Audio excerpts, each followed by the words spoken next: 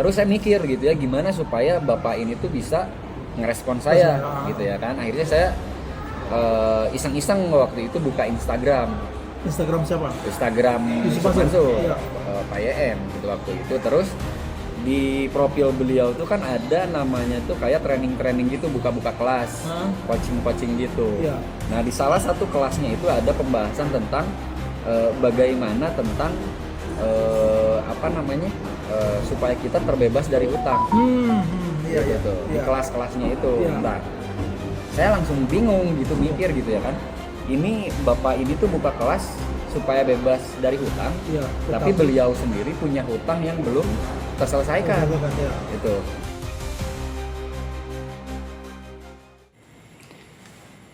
Bismillahirrahmanirrahim. Assalamualaikum warahmatullahi wabarakatuh.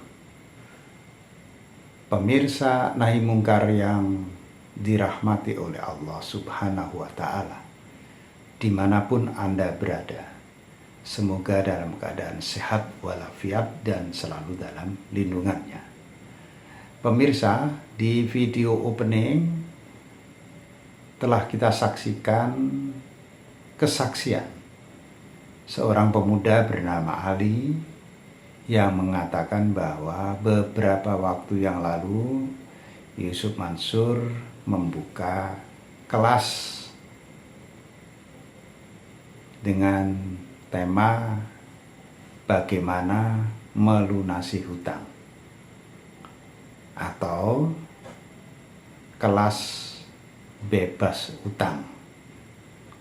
Nah, di video itu Saudara Ali mengatakan bahwa bagaimana seseorang yang terbelit dengan hutang tetapi dia membuka kursus, membuka kelas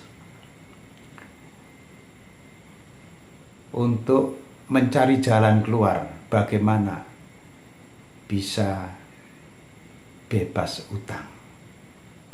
Nah, ini memang pertanyaan yang cukup mendasar, di mana kita ketahui Saudara Ali ini adalah salah satu dari karyawan Paytrend yang ada di Kota Bandung, dan dia adalah satu dari 14 orang karyawan Paytrend yang selama 3 tahun tidak dibayar oleh Yusuf Mansur. Karena itu dia menggunakan pengacara Pak Zaini Mustafa, dilakukan mediasi berulang-ulang, dan akhirnya pihak pengadilan memutuskan bahwa Yusuf Mansur sebagai pemilik Paytrend itu memang wan prestasi dan harus membayar ganti rugi, membayar hak-hak yang mesti diterima oleh 14 karyawan tersebut dengan cara dicicil selama 6 bulan. Putusan ini terjadi pada awal tahun 2023 yang lalu. Pihak Yusuf Mansur di bulan pertama memang telah membayar mereka kurang 5 bulan. Bulan kedua sampai bulan ke-6 tidak ada kabar. Kantor Paytrendnya pun sudah tidak membekas di bumi pertiwi ini. Jadi Yusuf Mansur pun ketika dicari, ketika dihubungi tidak pernah membalas.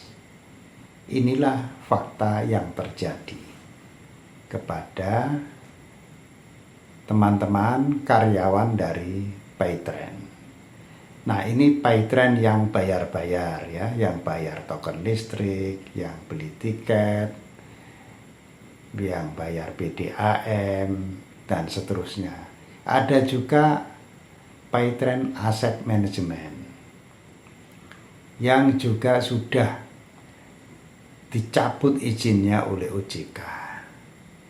Nah, Di Paytrend Asset Management ini, sekarang ini Yusuf Mansur sedang digugat oleh para direktur utama dan direktur-direktur yang lain. Karena apa? Karena mereka bertahun-tahun juga tidak dibayar, gitu ya. Semuanya sedang berproses. Yang menjadi catatan kita adalah Yusuf Mansur ini memang manusia yang beda dengan manusia yang lain. Atau lebih jelasnya, Yusuf Mansur itu manusia yang punya kelainan jiwa. Dia kemana-mana membuka kursus bagaimana bebas utang. Sementara utangnya menumpuk dan tidak kunjung diselesaikan. Ingin tahu? Yang pertama adalah di 2009. Ini kasusnya adalah kasus investasi batu bara. Ternyata batu baranya zonk. Uang terkumpul 55 miliar. Mereka adalah jemaah Masjid Darussalam Kota Wisata Cibubur, Kabupaten Bogor. Apa yang terjadi? Yusuf Mansur kabur. Dan beberapa sudah masuk ke pengadilan. Yang kedua adalah di tahun 2013 Yusuf Mansur juga telah disemprit oleh OJK karena menghimpun dana atas nama pribadi. Waktu itu dia menghimpun dana untuk pembangunan Hotel City. Hotel City-nya ada, tapi kembang kempis, dan para investor yang mestinya 10 tahun uangnya kembali, tidak dia kembalikan. Ada juga Kondotel Moyavidi di Jogja, nasibnya sama. Uang masuk tidak bisa keluar, sementara proyeknya tidak ada. Juga tabung tanah. Uang masuk tidak juga bisa keluar, bahkan tanahnya di mana tidak pernah jelas. Lalu ada 7.426 mitra Paytrend itu sudah bayar uang muka untuk umroh sejak tahun 2015 sampai 2019. Besarannya per jemaah adalah Rp3.500.000. Sampai hari ini tidak ada yang diberangkatkan. Uang terhimpun 26 miliar. Yusuf Mansur kemana? Ketika ditagih, dia selalu menghindar. Jadi ini adalah ironi. Dia kemana-mana memberikan solusi bagaimana utang itu segera lunas. Harus baca ini, baca ini, baca itu, dan sebagainya. Tetapi dia sendiri itu tidak pernah bisa menyelesaikan masalahnya. Ini persoalan serius yang mestinya kalau manusia ini benar, dia menata dirinya dulu. Ketika dia punya pengalaman untuk menata diri itu, punya pengalaman bagaimana melunasi hutang dengan cara-cara yang halal, maka bolehlah dia menjadi seorang motivator. Tapi ini faktanya terbalik.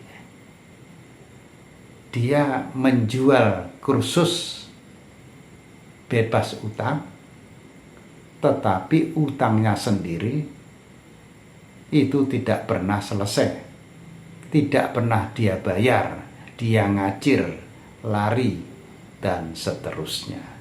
Inilah perilaku kelicikan dari Yusuf Mansur yang selama ini nampak secara vulgar di depan mata kita.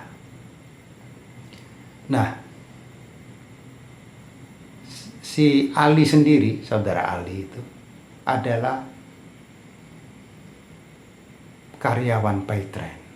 3 tahun tidak dibayar bersama teman-temannya, akhirnya menggugat, berhasil sampai ke pengadilan, dan pengadilan telah memutuskan Yusuf Mansur harus bayar. Itu pun tidak dilaksanakan.